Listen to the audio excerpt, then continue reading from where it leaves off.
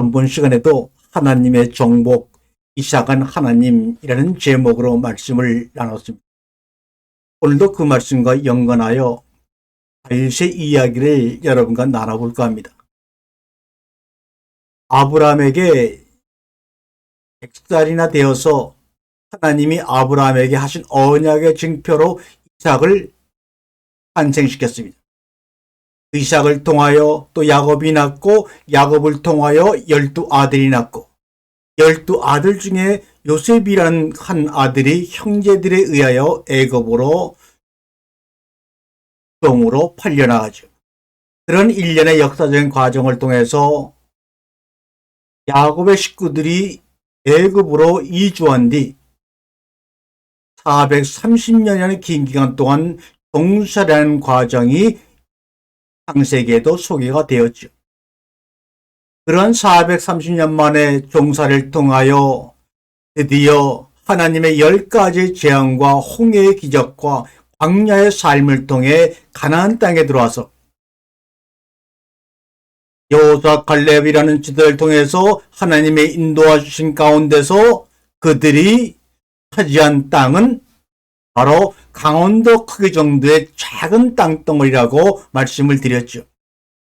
하나님의 10가지 재앙을 통해서 모든 나라의 국력이 손실되고 전위가 상실된 이집트라는 거대한 왕국을 손끝 수저만 올려놓아도 정복할 수 있는 그런 땅덩어리를 놔두고 나와서 그 기나긴 40년의 광야 생활을 거쳐서 차지한 하나님의 도움으로 차지한 그 정복한 땅이 강원도 크기의 땅이라니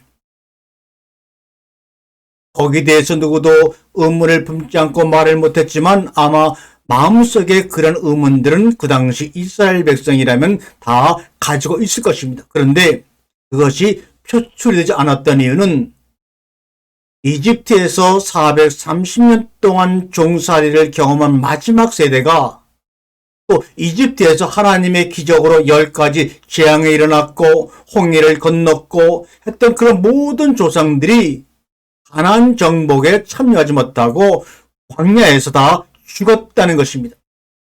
그러므로 가나안 땅에 들어와서 정복 전쟁을 일으킨 그 2세대들은 그 이전의 삶을 기억하지 못했기 때문에 그저 광야라는 삭막한 죽음의 땅에서 강원도 땅덩어리 크기지만 자기 나라, 자기들만의 땅을, 자기들만의 나라를 건설했다는 감격 속에 빠져 있을 수가 아마 있었을 것입니다. 그러나 부족들의 자기 조상들의 과거를 전해 들었던 왕족인 다윗 왕의 마음속에는 늘 의구심이 있었습니다. 왜? 하나님의 능력이라면 이 주변의 모든 땅덩어리를 정복하고도 남음이 있을 텐데 우리에게 이 주변 중에서도 가장 열악한 이 가나안이라는 강원도 크기만한 땅덩어리에 만족하며 살라고 하시는 하나님의 의도가 무엇인가 참으로 궁금했습니다. 그래서 선악과를 따먹은 아담과 이브처럼 그 하나님의 명령에 한번 의심을 가지고 호기심을 가지고 도전해 보기로 했던 것일까요? 그 이야기를 열왕기야 사무엘하 24장 1절에는 이렇게 하나님이 참 재미있게 표현을 하셨습니다. 여호와께서 다시 이스라엘을 향하여 진노하사 그들을 치시려고 다윗을 격동시키사 가서 이스라엘과 유다의 인구를 조사하라 하신지라. 다윗이 먼저 스스로 자원하여 인구 조사를 한 것이 아니라 이 내용을 보니까 여호와께서 이스라엘을 향하여 무언가 진노하셔서 그들을 치시려고 그들을 징벌하시려고 하는데 그 징벌을 다윗을 격동시켜서 인구 조사를 하게 함으로 자신이 징벌하고자 하는 이스라엘을 징벌하려고 하였다. 이렇게 문장 구조상 이해될 수밖에 없습니다.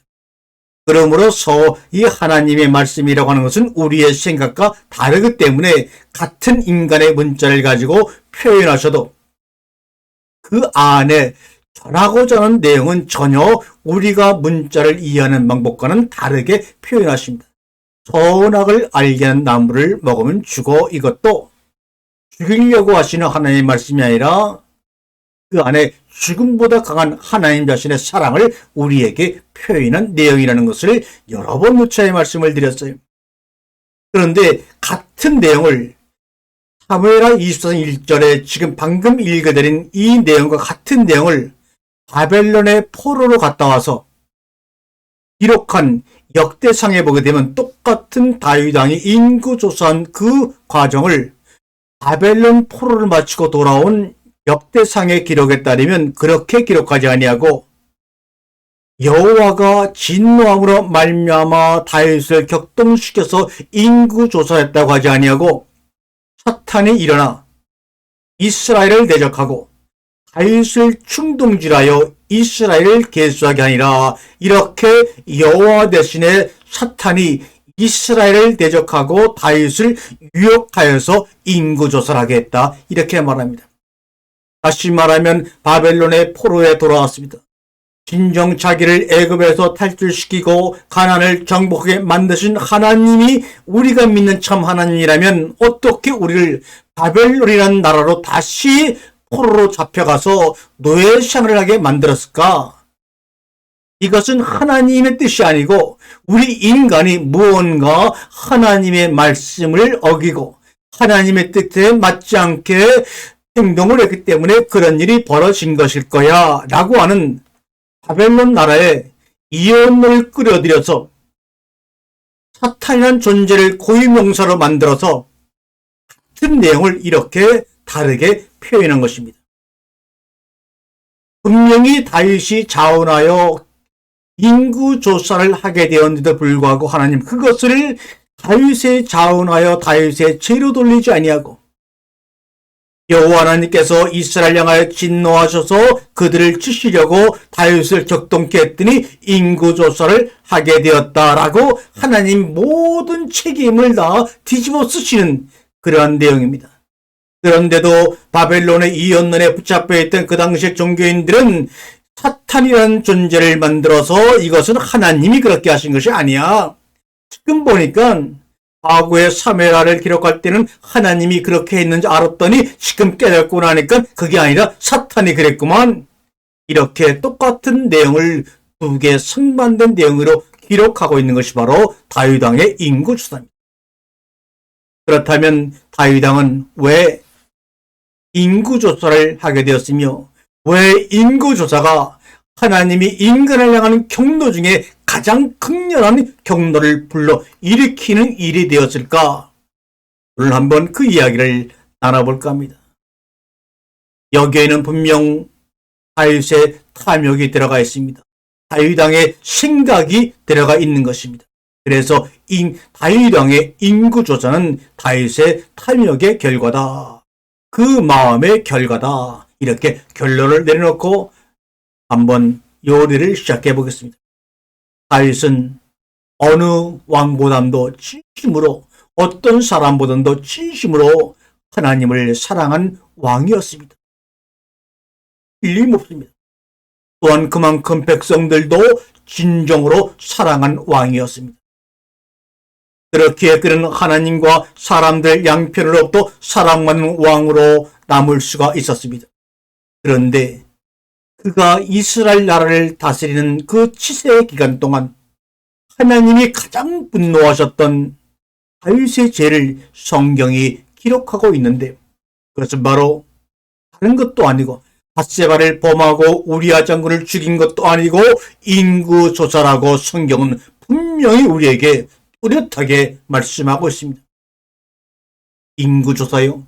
우리나라도 인구 센서스 1년에 한 번씩 사람들이 돌아다니면서 직접 가가호를 방문하면서 인구조사와 인구의 변동사항을 조사하는 것은 나라를 다스리는 취지의 기본입니다. 그럼에도 불구하고 인구조사를 하는 다윗 왕의 그 행위에 왜 그렇게 분노하셨을까? 그러면서 분노하신 하나님을 변명하는 인간들은 그것은 하나님이 분노하신 것이 아니고 사탄이 그랬다고 그렇게 변명까지 하는 일이 되었을까? 오늘 본문에 말하면 하나님 입장에서 본다면 그는 참으로 죄인이었습니다. 어떤 죄인이냐고요? 한 남자의 아내였던 밧세바를 빼앗기 위해 남편이었던 우리아를 전쟁으로 내몰아 죽인 뒤 그녀를 차지하는 끔찍한 범죄자였습니다. 그로 인해 다윗의 집안에 피바람이 불기 시작했고 그는 아들인 압살롬에 의해 쫓겨다니는 신세까지 떨어지게 되었고, 그런데 이런 모든 죄악에도 불구하고 하나님은 그조차도 인구 조사를 향한 다윗의 행동에 비하면 아무것도 아니다. 하나님이 그렇게 생각을 하셨다는 것입니다. 도대체 그 안에는 무슨 사연이 있길래 하나님은 어떤 마음을 가지고 그 인구 조사를 보셨길래 그렇게 생각을 하시게 되었을까? 왜 그것이 그토록 하나님에게 악한 일이었을까? 인구조사가 무슨 대수라고 하나님은 그로 인해 그렇게 분노하신 것일까?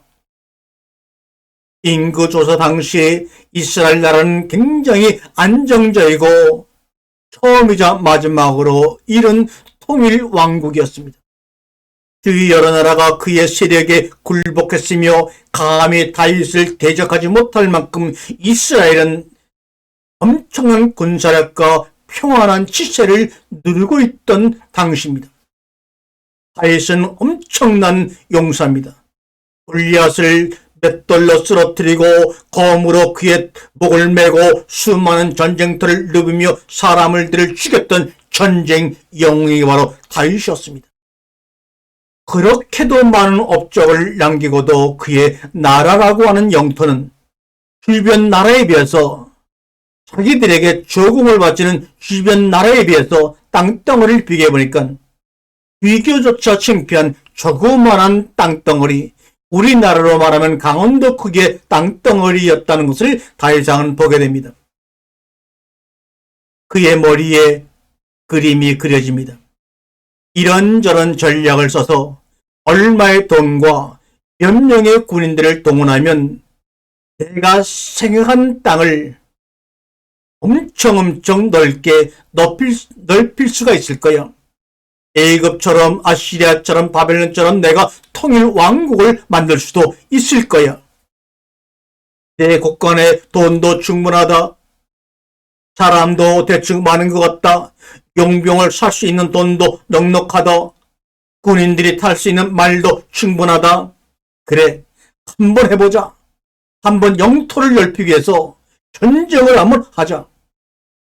그런데 전쟁을 하자니 인구가 얼마나 늘어났는지를 모르는 겁니다. 여기서 왜 다윗이 인구 조사를 했는지가 밝혀지는 장면입니다. 인구 조사로 인해 얻어질 수 있는 정보는 엄청난 것을 얻을 수가 있기 때문입니다. 얼마의 세금을 거둘 수 있는가도 인구 조사를 해봐야 합니다. 전쟁에 동원 가능한 청년이 얼마나 되는지도 조사해봐야 합니다. 청년들이 나가서 싸울 시 나라에 남아 국력을 보강할 수 있는 사람들의 수는 또한 얼마나 되는가. 다윗왕은 수많은 전쟁터를 누비면서 이런 전략을 생각하고 짜는데 이골이는 전쟁 전문가입니다. 그런데 인구조사를 하지 않는다면 그러한 병법과 전략을 구사할 수 없을 것입니다.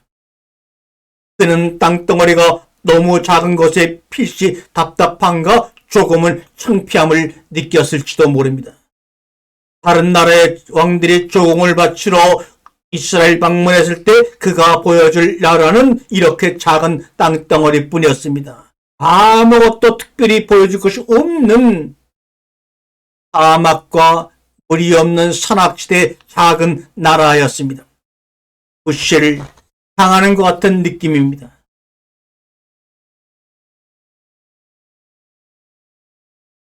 속으로 그렇게 생각할 거라는 기분이 왠지 떨쳐지지 않는 다윗의 마음입니다. 다윗왕은 드디어 전쟁을 하기로 결심합니다. 그러나 정과는 전쟁의 성격이 달랐습니다. 나라를 지키거나 백성을 지키기 위한 꿈의 전쟁이 아니었습니다. 하나님의 말씀에 따라 하나님의 뜻 인도를 따라 하는 전쟁도 아니었습니다. 오직 나의 영토, 나 다윗의 영토를 넓혀 영광을 얻자는 탐욕이었습니다. 그의 탐욕이 고개를 들기 시작했고 그 의도를 가진 행위가 바로 인구조사입니다. 하나님은 이 꼴을 보고 계시지 않았습니다. 다윗 왕 안에 스물스물 기어 올라오고 있는 가인과 같은 마음을 용납할 수가 없었습니다. 다른 세상의 권력자들이 가고자 하는 길을 가리는 다윗의 길을 막아서기 위해서 그분은 다윗을 위해 분노하셨던 것입니다. 다윗 탐욕에 눈이 멀기 시작한 다윗은 이미 하나님의 마음에 합한 다윗이 아니었습니다. 그 때문에 하나님은 다윗이 밧세바를 취했을 때와 비교도 안 되는 분노를 그 이스라엘 땅 작은 땅에 쏟아 부으셨습니다. 이때 그 분노로 인해 죽은 자가 7만 명이라고 사무엘하 24장에 기록하고 있죠. 하나님은 왜 다윗에게만 개인적으로 벌하시지 않으시고 백성까지 이렇게 많이 죽이신 걸까? 사무엘하 24장 1절에서도 하나님은 다시 이스라엘 향하여 진노하셨다고 말합니다. 하나님은 자신들의 신이요 자신들의 아버지요 창조주인데 이런 분이 다윗 왕의 인구조사 때문에 7만 명이나 죽일 수는 없는 하나님이야. 이해할 수 없었던 이스라엘 백성들은 바벨론 포로로 잡혀가서 바벨론의 종교를 접하는 가운데서 그것은 이래서 그랬구나. 그것은 하나님이 하신 것이 아니고 사탄이 그런 거야 라고 역대기에 새롭게 그것을 기록하기까지 하지 않았습니까? 왜 진노하셨을까? 다윗은 한 번도 전쟁에 패한 적이 없는 용장이었습니다. 그가 지휘한 전쟁은 하나님이 함께 하셨기에 늘 이겼던 것입니다. 주의 나라가 그를 무수하는 이유는 바로 그것이었습니다. 그렇다면 다윗의 백성들은 어떨까요? 로마의 백성들을 보면 알 수가 있습니다. 단지 그 나라의 국민이라는 이유로 로마 백성들은 그리스 백성들은 우월감을 느낍니다. 로마의 식민권을 가진 자가 어디를 가든 그 힘을 행사할 수 있었던 것처럼 당시 이스라엘도 그러한 마음을 느끼지 않았으리란 보장이 없습니다. 아니 그들은 더욱더 깊은 영적인 탐욕에 사로잡혔을 것입니다. 우리는 하나님의 인도로 애굽을 탈출했고 하나님의 인도로 홍해를 건넜고 하나님의 인도로 가나안 땅에 수많은 부족들을 정복하고 나라를 세운 통일 왕국에 선택받은 민족이야 라고 말합니다. 하나님이 통치하시고 함께 하시는 백성이 바로 우리야 라고 말합니다. 따라서 우리는 이방인들을 밟고 올라설 수 있는 자격이 충분히 있다고 생각하게 됩니다. 그래서 리더는 그 자리에 대한 무게를 알아야 하고 그것에 대해 책임을 질 각오를 해야 합니다. 그의 탐욕이 백성의 탐욕을 이끌어내며 그의 회개가 백성의 회개를 이끌어낼 수 있기 때문에 리더라고 하는 것은 참으로 중요합니다. 왕의 자리는 그만큼 중요합니다. 이스라엘은 아주 특별한 나라였습니다. 하나님의 진정한 꿈을 이뤄내기 위한 기초석으로 그 나라는 다른 나라와 분명히 달라야 했습니다. 이스라엘 백성 하나하나가 왕의 자질을 배워야 했습니다. 그래야만 진정한 꿈을 꾸는 하나님의 꿈을 세상에 가지고 올 수 있기 때문입니다. 우리는 하나님의 백성이요 택하신 족속이요 왕 같은 제사장이라고 베드로전서에서 말하고 있는 것처럼 이 모든 자격을 갖추기 위해선 하나님이 하시려는 훈련을 받아들일 자세가 되어야 합니다. 세상을 통치하는 자격을 갖추려면 먼저 백성의 고통을 끌어안는 지역으로 들어가야 합니다. 거기에서 하나님이 여러분과 함께 하시려고 기다리고 있습니다. 그것은 엘리야를 불러냈고 예수를 불러냈고 모세를 불러냈고 지금 저와 여러분을 불러내고 있습니다. 바로 우리가 당하고 있는 광야 같은 삶이 바로 왕 같은 제사장 택하신 족속으로의 모든 자격을 갖추기 위해서 여러분과 함께 훈련하시려고 하는 하나님의 마음이 깃들어 있는 그 장소가 바로 광야란 이 호라는 벌판 속에 여러분과 함께 그 나라를 완성하시려고 하는 그 하나님의 마음을 다윗의 인구조사라는 것을 통하여 우리 속에 깨달음이 있어지기를 주님의 이름으로 간절히 축원드립니다. 아멘.